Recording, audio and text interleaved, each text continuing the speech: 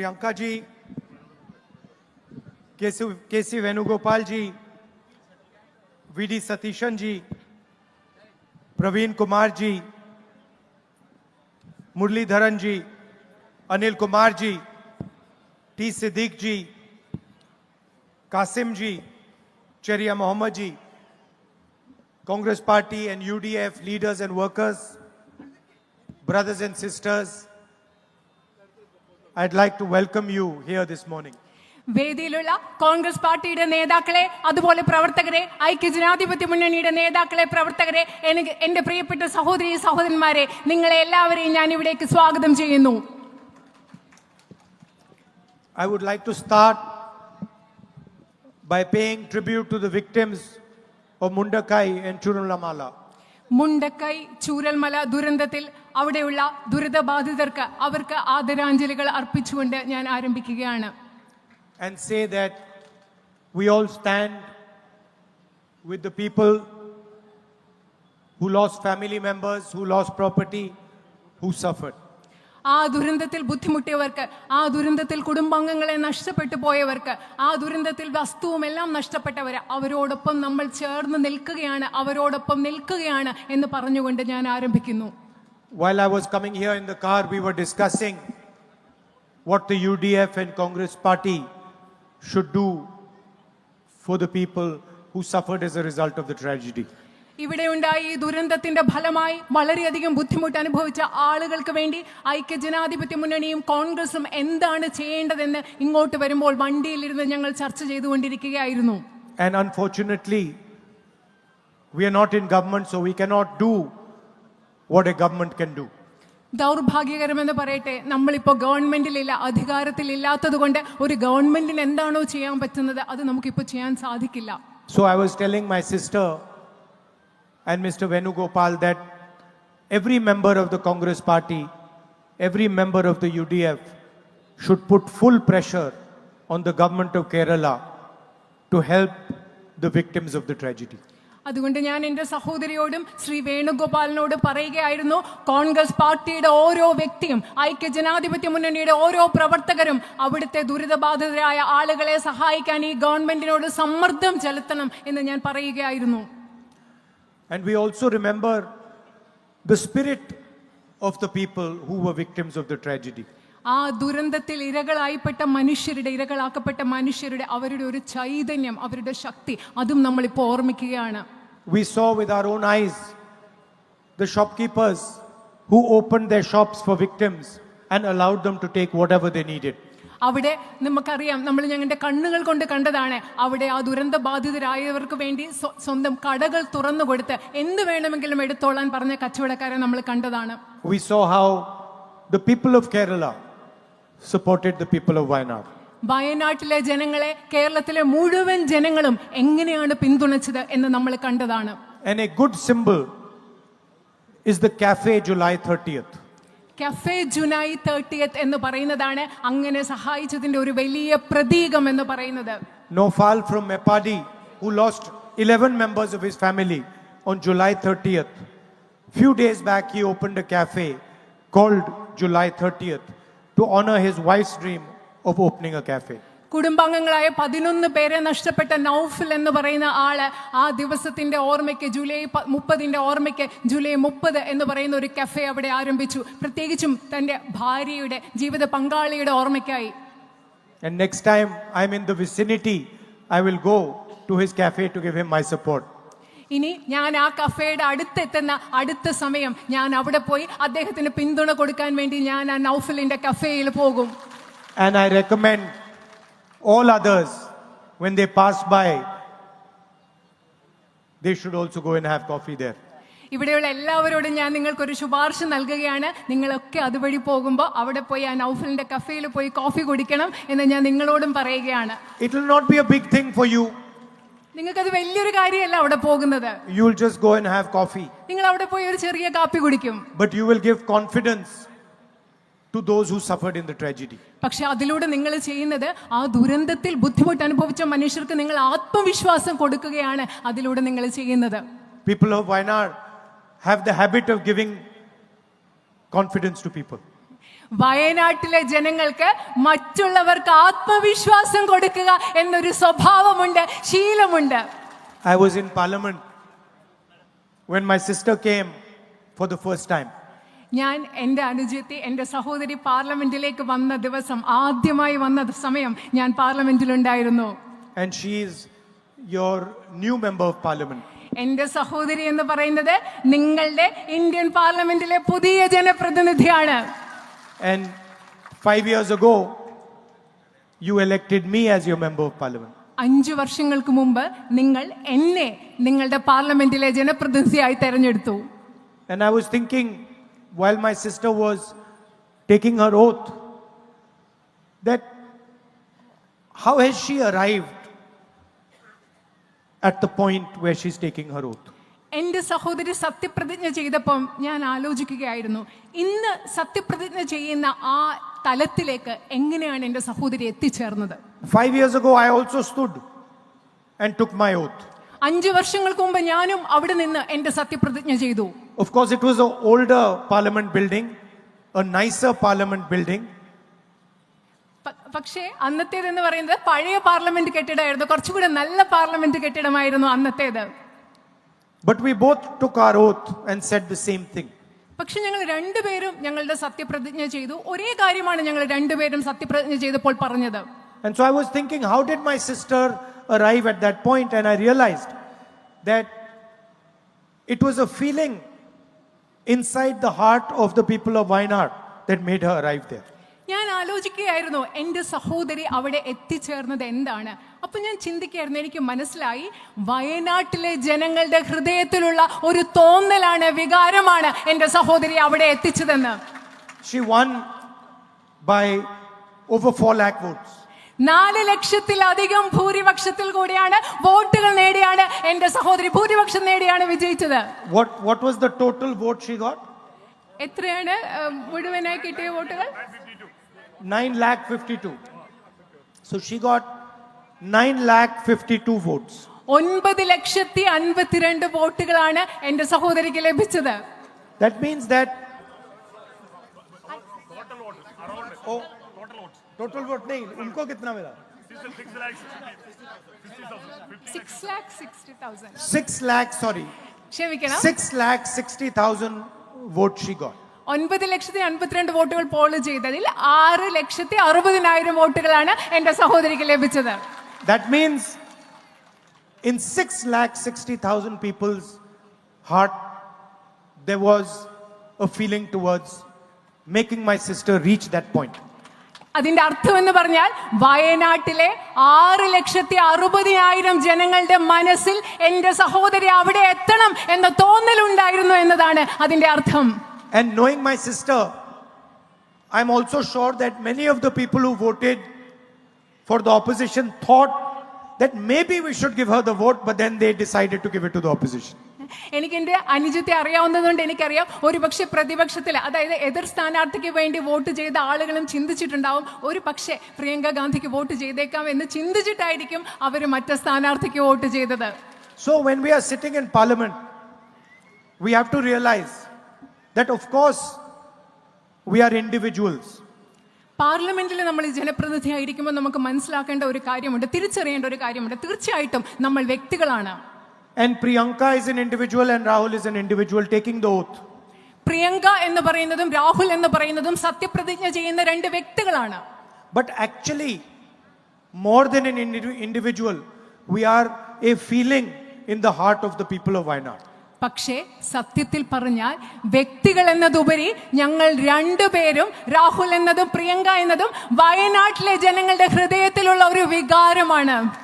And the people of Wayanad have put trust in us. വയനാട്ടിലെ ജനങ്ങൾ ഞങ്ങളിൽ വിശ്വാസം അർപ്പിച്ചിട്ടുണ്ട്. Put belief in us. ഞങ്ങളിൽ അവരുടെ വിശ്വാസം അവർ അർപ്പിച്ചിട്ടുണ്ട്. And said to us that you please go to the Parliament of India and represent this feeling in the Parliament. അവർ ഞങ്ങളോട് പറയാണ്, നിങ്ങൾ ഇന്ത്യൻ പാർലമെന്റിൽ പോയി ഞങ്ങളുടെ വികാരങ്ങളെ, ഞങ്ങളുടെ തോന്നലുകളെ നിങ്ങൾ പ്രതിനിധീകരിക്കുക എന്നാണ് വയനാട്ടിലെ ജനങ്ങൾ ഞങ്ങളോട് പറഞ്ഞത്. So the most important thing for us is that we are representing the feeling that has sent us there. അതായത് ഞങ്ങളെ സംബന്ധിച്ചിടത്തോളം ഏറ്റവും പ്രധാനപ്പെട്ട തോന്നൽ എന്ന് പറയുന്നത്, ഏറ്റവും പ്രധാനപ്പെട്ടത് എന്ന് പറയുന്നത് നിങ്ങളുടെ ആ തോന്നലിനെ അവിടെ പ്രതിനിധീകരിക്കുക എന്നുള്ളതാണ്. So when I see a little child in Wayanad, I say, oh, his mother and father sent me to the Lok Sabha.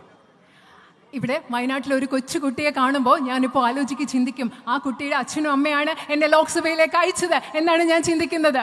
That means I have to look after him. അതിന്റെ അർത്ഥം എന്ന് പറയുന്നത് ആ കുട്ടിയോ കുഞ്ഞിനെയോ ആ കുട്ടിയുടെ അച്ഛനെയോ അമ്മയോ ഞാൻ നോക്കണം, അവരെ സംരക്ഷിക്കണം, പരിപാലിക്കണം. If I can make him little happy, I should do it immediately. ആ കുഞ്ഞിനെ എനിക്ക് ഇത്തിരി സന്തോഷം കൊടുക്കാൻ പറ്റുമെങ്കിൽ ഞാൻ അത് പെട്ടെന്ന് തന്നെ ചെയ്യണം. അതാണ് ഞാൻ ചെയ്യേണ്ടത്. In the Lok Sabha, we are fighting a political ideology. ലോക്സഭയിൽ ഞങ്ങൾ പോരാടുന്നത് ഒരു രാഷ്ട്രീയ പ്രത്യയശാസ്ത്രത്തിന് വേണ്ടിയാണ്. We are talking about feelings, emotion, affection, love. They talk about hatred, anger, division, violence. ഞങ്ങളിവിടെ സ്നേഹത്തെക്കുറിച്ച്, വികാരങ്ങളെക്കുറിച്ച്, തോന്നലുകളെക്കുറിച്ച്, ഇഷ്ടത്തെക്കുറിച്ചൊക്കെ സംസാരിക്കുമ്പോൾ നമ്മൾ ഏത് രാഷ്ട്രീയ പ്രത്യയശാസ്ത്രത്തെയാണോ എതിർക്കുന്നത് അവര് വിദ്വേഷത്തെക്കുറിച്ചും വെറുപ്പിനെക്കുറിച്ചും അക്രമത്തെക്കുറിച്ചുമാണ് സംസാരിച്ചു കൊണ്ടിരിക്കുന്നത്. We talk about listening to people, we talk about humility. They behave arrogantly. ഞങ്ങൾ ജനങ്ങളെ ശ്രവിക്കുന്നതിനെ കുറിച്ച്, ജനങ്ങളെ കേൾക്കുന്നതിനെ കുറിച്ച് പറയുന്നു, വിനയത്തെക്കുറിച്ച് സംസാരിക്കുന്നു, പക്ഷെ അവർ ധാർഷ്ട്യത്തോടു കൂടിയാണ് പെരുമാറുന്നത്. And so at a higher level, that is the fight taking place. ഈ പോരാട്ടം നടക്കുന്നത് ഒരു ഉയർന്ന തലത്തിലാണ്. It's an ideological fight, it's a fight to protect the constitution. ഇതെന്ന് പറയുന്നത് ആശയപരമായ ഒരു പോരാട്ടമാണ്. അതുപോലെ ഇന്ത്യൻ ഭരണഘടനയെ സംരക്ഷിക്കാൻ കൂടിയുള്ള ഒരു പോരാട്ടമാണിത്.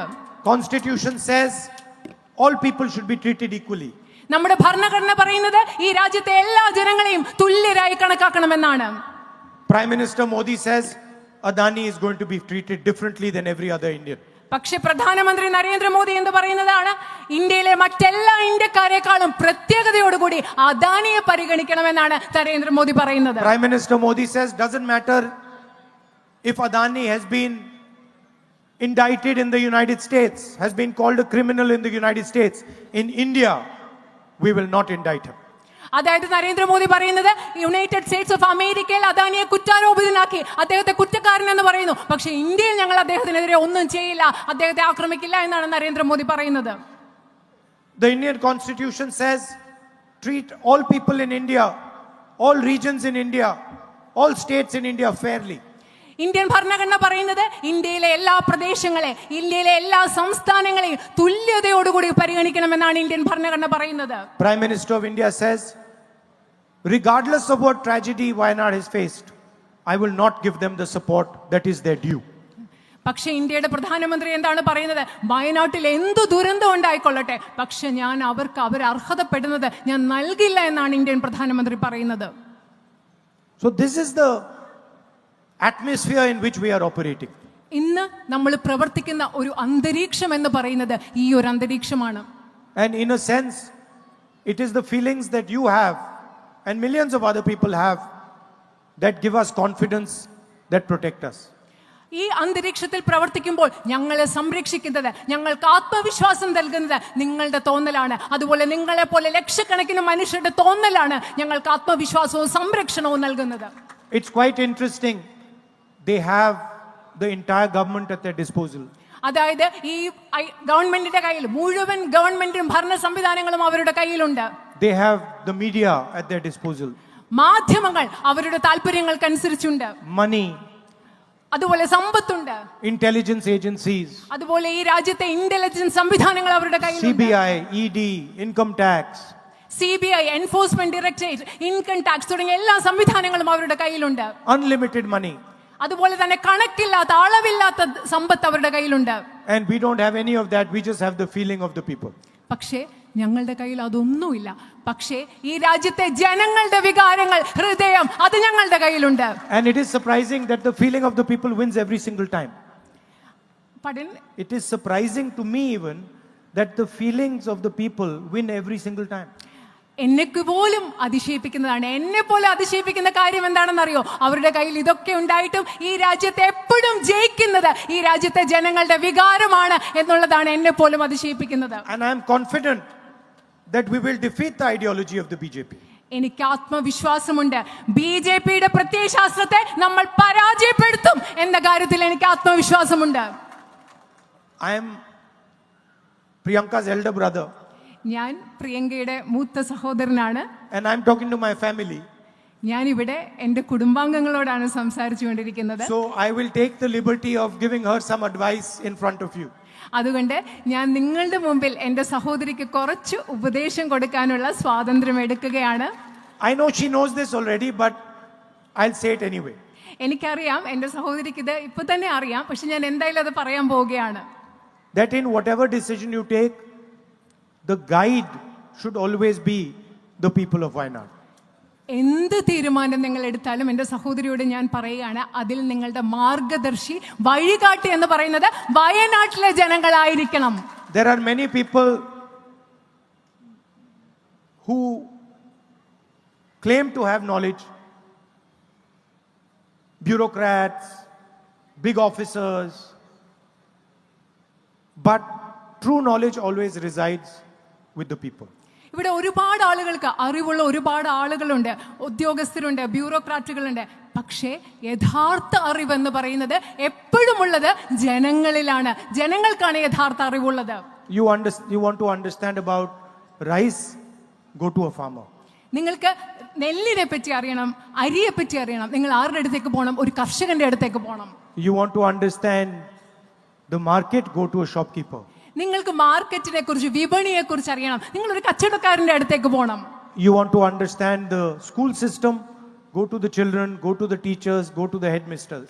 നിങ്ങൾ ഒരു സ്കൂൾ സംവിധാനത്തെ കുറിച്ച് നിങ്ങൾക്ക് മനസ്സിലാക്കണം, നിങ്ങൾ കുട്ടികളുടെ അടുത്തേക്ക് പോകും, നിങ്ങൾ അധ്യാപകരുടെ അടുത്തേക്ക് പോകും, നിങ്ങൾ ഹെഡ് മിസ്ട്രസിന്റെ അടുത്തേക്ക് പോകണം. And I'm sure that she's going to do that. She's going to go to all of you and listen to you. എനിക്കറിയാം എൻ്റെ സഹോദരി തീർച്ചയായിട്ടും അത് ചെയ്യാൻ പോവുകയാണ്. എൻ്റെ സഹോദരി നിങ്ങളുടെ എല്ലാവരുടെയും അടുത്തേക്ക് വന്ന് നിങ്ങളെ കേൾക്കാൻ പോവുകയാണെന്ന് എനിക്കറിയാം. Understand what is disturbing you, understand what is making you happy, understand what is frightening you. നിങ്ങളെ എന്താണ് ബുദ്ധിമുട്ടിക്കുന്നത്, നിങ്ങളെ സന്തോഷിപ്പിക്കുന്നത് എന്താണ്, നിങ്ങളെ പേടിപ്പിക്കുന്നത് എന്താണ് എന്ന് മനസ്സിലാക്കാൻ എൻ്റെ സഹോദരി നിങ്ങളുടെ അടുത്തേക്ക് വരുമെന്ന് എനിക്കറിയാം. And respect the millions of people whose feeling has sent you to the Lok Sabha in the first place. അതുമല്ല, നിങ്ങളെ എൻ്റെ സഹോദരിയെ ലോക്സഭയിലേക്ക് അയച്ച ലക്ഷക്കണക്കിന് ആളുകളുടെ ഹൃദയവികാരങ്ങളെ ബഹുമാനിക്കുക എന്നതും എൻ്റെ സഹോദരി ചെയ്യും. അതും ഉപദേശമായി ഞാൻ പറയുകയാണ്. And I've said it many times that she's your official member of parliament, I'm your unofficial member of parliament. ഞാൻ നിങ്ങളോട് ഇത് പല പ്രാവശ്യം പറഞ്ഞിട്ടുണ്ട്. എൻ്റെ സഹോദരി ഇന്ത്യൻ പാർലമെന്റിലെ നിങ്ങളുടെ ഔദ്യോഗിക ജനപ്രതിനിധിയാണ്, പക്ഷേ ഞാൻ നിങ്ങളുടെ അനൗദ്യോഗിക ജനപ്രതിനിധിയാണ്. Only Wayanad has this, no other constituency has this. വയനാട്ടിന് മാത്രമേ ഉള്ളൂ, വേറെ ഒരു നിയോജക പാർലമെന്റ് മണ്ഡലത്തിലും ഇങ്ങനെ രണ്ട് ജനപ്രതിനിധികളില്ല. And so if you need something repeated, I'm always there to do so.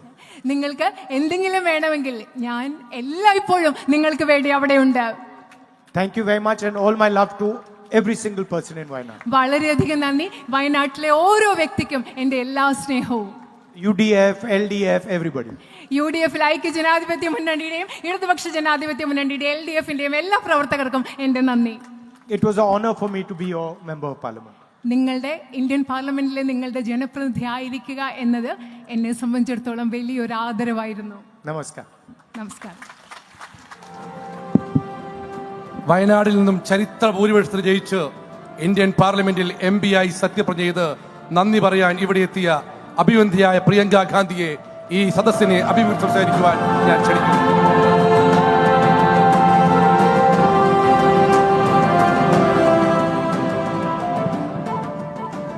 എല്ലാവർക്കും നമസ്കാരം.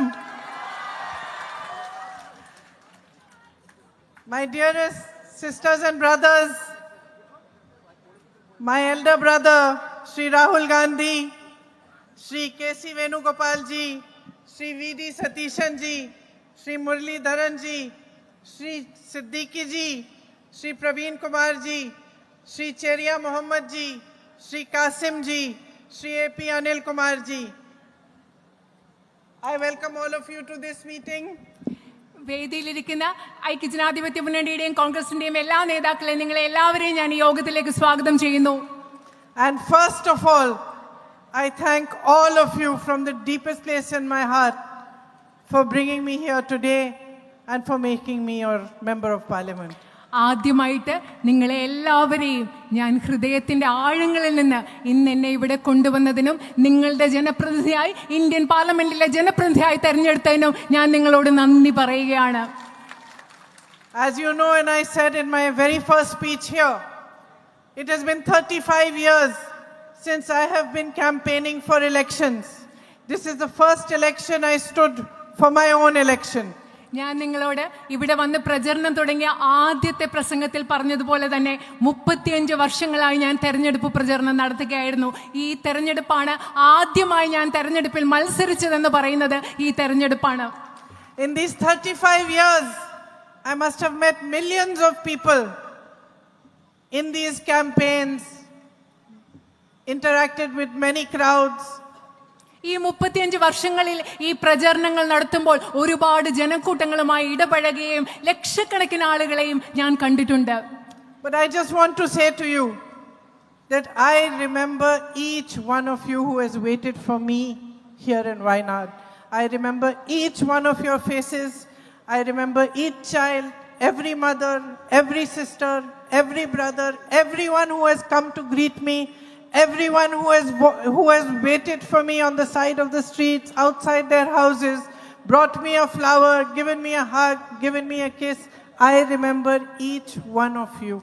പക്ഷെ ഞാൻ നിങ്ങളോടൊന്ന് പറയട്ടെ, ഈ പ്രചരണത്തിൽ ഇവിടെ കണ്ടുമുട്ടിയ വയനാട്ടിലെ നിങ്ങൾ ഓരോരുത്തരെയും, ഓരോ കുഞ്ഞിനെയും, ഓരോ അമ്മയെയും, ഓരോ മകനെയും, ഓരോ സഹോദരനെയും, ഓരോ സഹോദരിയെയും, വീടിന് പുറത്തെന്നെ കാത്തുനിന്നവരെയും, എനിക്കുമായി പൂക്കൾ കൊണ്ട് കാത്തുനിന്നവരെയും, എന്നെ കെട്ടിപ്പിടിച്ചവരെയും, എന്നെ കുമ്മ തന്നവരെയും ഓരോ മുഖവും ഞാൻ ഇന്നും ഓർക്കുന്നുണ്ട് എന്ന് നിങ്ങളോട് പറയാൻ ഞാൻ ആഗ്രഹിക്കുന്നു. And truly from my heart I thank each one of you for what you have given me. യഥാർത്ഥത്തിൽ എൻ്റെ ഹൃദയത്തിൽ നിന്ന് ഞാൻ നിങ്ങൾ ഓരോരുത്തരെയും നിങ്ങൾ എനിക്ക് എന്ത് നൽകിയോ അതിനുവേണ്ടി ഞാൻ നിങ്ങളോട് നന്ദി പറയുകയാണ്. And the value of what you have given me lies in your love and in your trust. നിങ്ങൾ എനിക്ക് എന്താണോ നൽകിയത് അതിൻ്റെ മൂല്യം എന്ന് പറയുന്നത്, ആ മൂല്യം നിലനിൽക്കുന്നത് നിങ്ങൾ എനിക്ക് നൽകിയ സ്നേഹത്തിലും വിശ്വാസത്തിലുമാണ്. I am in parliament for you.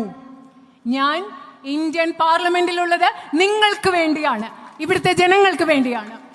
It is your voice that I will raise. It is your problems that I will try to resolve. It is your beliefs, your values, your hopes and your aspirations that I will stand for each and every day from now until the end. Indian പാർലമെന്റിൽ ഇന്നു മുതൽ അവസാനം വരെയുള്ള എല്ലാ ദിവസവും ഞാൻ ഉയർത്തുന്നത് നിങ്ങളുടെ ശബ്ദമായിരിക്കും, നിങ്ങളുടെ ആവശ്യങ്ങളായിരിക്കും, നിങ്ങളുടെ അഭിലാഷങ്ങളായിരിക്കും, നിങ്ങളുടെ പ്രശ്നങ്ങളായിരിക്കും, നിങ്ങളുടെ ചിന്തകളായിരിക്കും. എല്ലാ ദിവസവും ഞാൻ ഇന്ത്യൻ പാർലമെന്റിൽ ഉയർത്താൻ പോവുക. Today is 4 months since the landslide in Churamala and Mundakai. ഇന്ന് മുണ്ടക്കയിലും ചൂരൽമലയിലും ഉണ്ടായ മണ്ണിടിച്ചിലും ഉരുൾപൊട്ടലും ഉണ്ടായിട്ട് 4 മാസങ്ങളായി. It is 4 months since my brother and I came here and met the victims of the landslide. അവിടുത്തെ ദുരിതബാധിതരെ ഞാനും എൻ്റെ സഹോദരനും ഇവിടെ വന്ന് കണ്ടിട്ട് ഇന്ന് 4 മാസങ്ങളായി. I have spoken about it many times. അതിനെപ്പറ്റി ഞാൻ മുമ്പ് പല പ്രാവശ്യം സംസാരിച്ചിട്ടുണ്ട്. But today I want to say that it has been an inspiration for me to see how Wayanad came together, to see how all those people who had lost so much in their lives continued to stand up, continued to fight and went ahead with their lives no matter what had happened. ഇന്ന് ഞാൻ നിങ്ങളോട് ഒന്നുകൂടി പറയാൻ ആഗ്രഹിക്കുന്നു, എങ്ങനെയാണ് എല്ലാം നഷ്ടപ്പെട്ടിട്ടും വയനാട്ടിലെ ആളുകൾ ഒരുമിച്ച് നിന്നത്, ഒരുമിച്ച് ചേർന്നുകൊണ്ട് മുൻപോട്ട് പോകാൻ, ജീവിതം മുൻപോട്ട് കൊണ്ടുപോകാൻ അവരെ എങ്ങനെയാണ് പരിശ്രമിച്ചത് എന്നത് എനിക്കൊരു വലിയ പ്രചോദനമാണെന്ന് ഞാൻ വീണ്ടും പറയാൻ ആഗ്രഹിക്കുന്നു. I made 2 little friends when I came here that day. അന്ന് ഞാൻ വന്നപ്പോൾ ഒരു രണ്ട് ചെറിയ സുഹൃത്തുക്കളെ ഞാൻ അന്ന് കണ്ടു.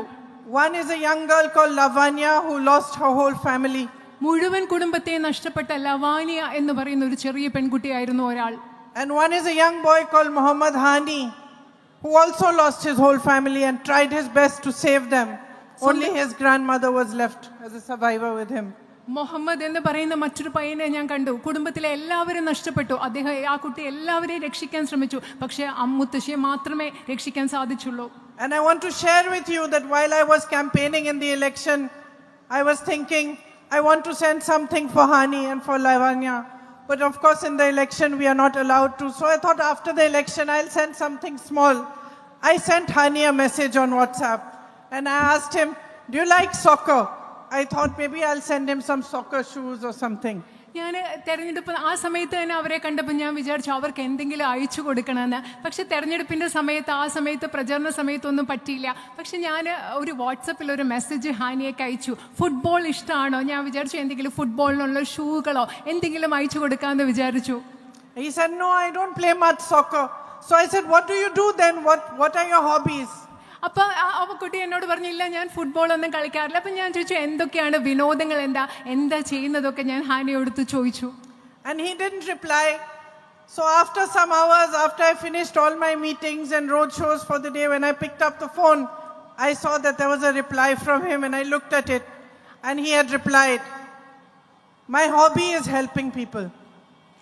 ആദ്യം ഞാൻ ഫുട്ബോൾ ഷൂസൊക്കെ ഒന്ന് വേണമെന്ന് ചോദിച്ചപ്പോൾ ആ കുട്ടി മറുപടി തന്നില്ല. കുറേ നേരം മറുപടി ഒന്നും ഉണ്ടായിരുന്നില്ല. എൻ്റെ പ്രചരണം എല്ലാം കഴിഞ്ഞിട്ട് വൈകുന്നേരം വന്ന് ഞാൻ ഫോൺ എടുത്ത് നോക്കിയപ്പോൾ വാട്സപ്പിൽ ആ മറുപടി ഉണ്ടായിരുന്നു. ആ കുട്ടി പറഞ്ഞ എന്താണെന്നറിയോ? എൻ്റെ വിനോദം എന്ന് പറയുന്നത് ആളുകളെ സഹായിക്കുന്നതാണ്.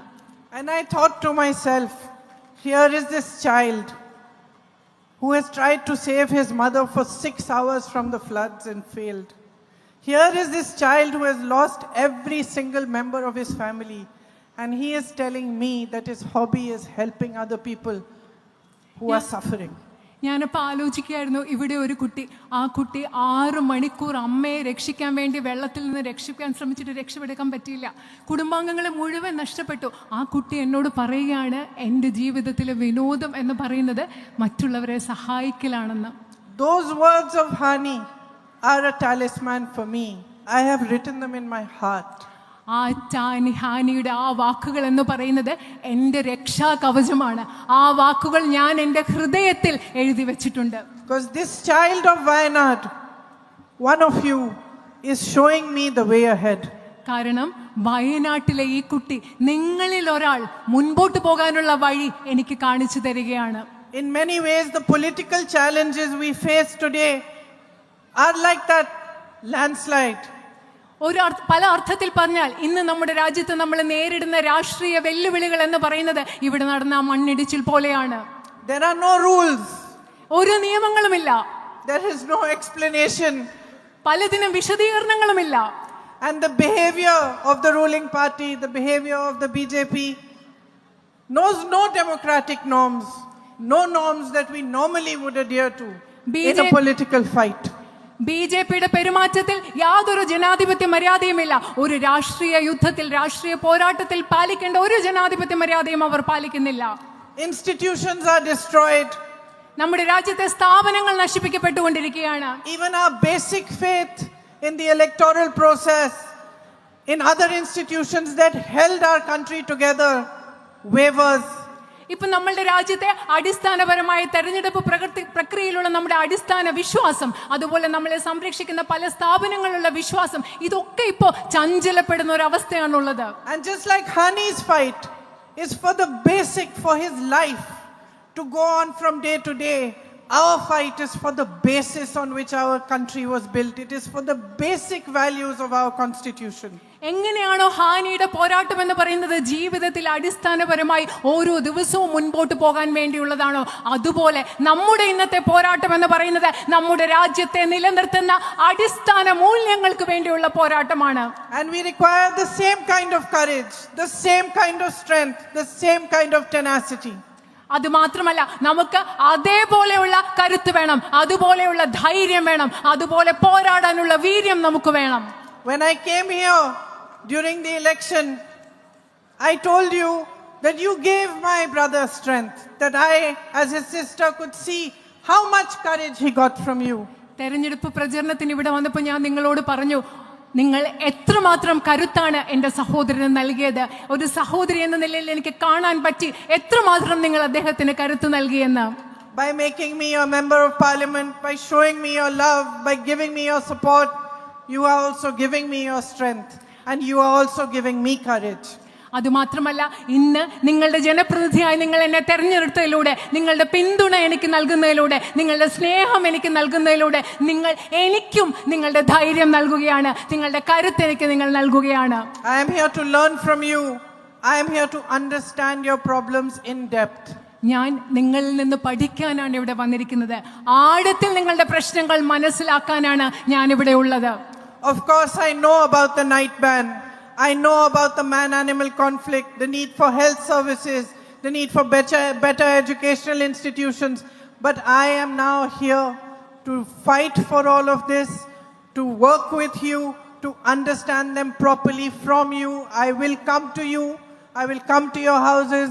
I will meet with you. The doors of my office are open to you. The doors of my home are open to you. Anytime that you need anything, I am here to help with it, to serve you. എനിക്ക് ഇവിടുത്തെ രാത്രിയാത്രാ നിരോധനത്തെക്കുറിച്ചറിയാം, വന്യജീവി സംഘർഷങ്ങളെക്കുറിച്ചറിയാം, മെച്ചപ്പെട്ട വിദ്യാഭ്യാസ സ്ഥാപനങ്ങളും മെച്ചപ്പെട്ട ആരോഗ്യ സംവിധാനങ്ങളും നിങ്ങൾക്ക് വേണമെന്നുള്ള പ്രശ്നത്തെക്കുറിച്ചറിയാം. പക്ഷേ അത് കൂടുതൽ അറിയാൻ വേണ്ടി ഞാൻ നിങ്ങളിലേക്ക് വരും. നിങ്ങളെ അത് ആഴത്തിൽ എനിക്ക് നിങ്ങളിൽ നിന്ന് മനസ്സിലാക്കണം. എൻ്റെ ഓഫീസിൻ്റെ വാതിലുകൾ, എൻ്റെ വീടിൻ്റെ വാതിലുകൾ എല്ലായ്പ്പോഴും ഇവിടുത്തെ ജനങ്ങൾക്കായി, നിങ്ങൾക്കായി തുറന്നു കിടക്കും. I know that you will miss my brother, but I also assure you that I will leave no stone unturned in trying to make for you a stronger, better future. Whether you are a farmer from Wayanad, whether you are a shopkeeper, a businessman, whether you are a friend of mine, a sister, all of you who live here, who work here, I will work with you to improve your life and to make a stronger future for you. എനിക്കറിയാം, എൻ്റെ സഹോദരൻ ഇവിടെ ഇല്ലാത്തപ്പം അദ്ദേഹത്തെക്കുറിച്ചുള്ള നഷ്ടബോധം നിങ്ങൾ അനുഭവിക്കും. അദ്ദേഹത്തെ miss ചെയ്യുമെന്ന് എനിക്കറിയാം. പക്ഷെ അദ്ദേഹത്തിൻ്റെ അഭാവം ഇല്ലാത്ത വിധത്തിൽ ഞാൻ കഠിനമായി പരിശ്രമിച്ച് ഇവിടുത്തെ ഒരു കർഷകനാകട്ടെ, ചെറുകിട കച്ചവടക്കാരനാകട്ടെ, ഇവിടെയുള്ള എൻ്റെ സഹോദരിയായ സുഹൃത്തായ ഒരു സിസ്റ്റർ ആകട്ടെ, നിങ്ങളുടെ പ്രശ്നങ്ങൾ പരിഹരിക്കുന്നതിന് വേണ്ടി എന്നാൽ ആവും വിധം പ്രയത്നിക്കുമെന്ന് ഞാൻ നിങ്ങൾക്ക് ഉറപ്പ് നൽകുകയാണ്. I want to thank my brother for all the work he did here for the last 5 years. കഴിഞ്ഞ 5 വർഷങ്ങളായി വയനാട്ടിൽ എൻ്റെ സഹോദരൻ ചെയ്ത എല്ലാ പ്രവൃത്തികൾക്കും വേണ്ടി, നിങ്ങൾക്ക് വേണ്ടി ചെയ്ത കാര്യങ്ങൾക്ക് വേണ്ടി അദ്ദേഹത്തോട് ഞാൻ നന്ദി പറയുകയാണ്. It is because of your faith in him and your belief in him that you have put your trust in me as well. അദ്ദേഹത്തിൽ നിങ്ങൾക്കുള്ള വിശ്വാസം കൊണ്ടാണ് നിങ്ങൾ എന്നിലും ആ വിശ്വാസം അർപ്പിച്ചിരിക്കുന്നത്. I want to thank all the leaders who are assembled here and all the leaders, all the workers of the UDF who came out in support of me, who worked very, very hard to make this election what it became and to make it a possibility for me to win. ഈ തെരഞ്ഞെടുപ്പ് കാലത്ത് പ്രചരണത്തിന്റെ ഭാഗമായി പ്രവർത്തിച്ച എല്ലാ ഐക്യജനാധിപത്യ മുന്നണിയുടെയും പ്രവർത്തകരെയും നേതാക്കളെയും എന്നെ ഈ തെരഞ്ഞെടുപ്പ് വിജയിക്കാൻ സഹായിച്ചത്, സാധ്യമാക്കി തീർത്ത എല്ലാവരോടും ഞാൻ ഇവിടെ നന്ദി പറയുകയാണ്. And as I said in the beginning of my speech, I thank each and every one of you for the love you have given me. I will not disappoint you. ഞാൻ ഈ പ്രസംഗത്തിന്റെ തുടക്കത്തിൽ നിങ്ങളോട് പറഞ്ഞതുപോലെ നിങ്ങൾ ഓരോരുത്തരെയും, വയനാട്ടിലെ ഓരോരുത്തരോടും നിങ്ങൾ എനിക്ക് നൽകിയ സ്നേഹത്തിന് ഞാൻ നന്ദി പറയുകയാണ്. ഒരിക്കലും ഞാൻ നിങ്ങളെ നിരാശപ്പെടുത്തില്ല. നന്ദി, ഓരായിരം നന്ദി. ഹാരാർപ്പണം ചെയ്യുന്നു CK Kasim, Babu Paikkattil, CJ Antony, KT Mansoor, MT Ashraf, PG Muhammad, BP Rasheed. നന്ദി പ്രകടനത്തിനായി ബാബു പൈക്കാട്ടിൽ ക്ഷണിക്കുന്നു.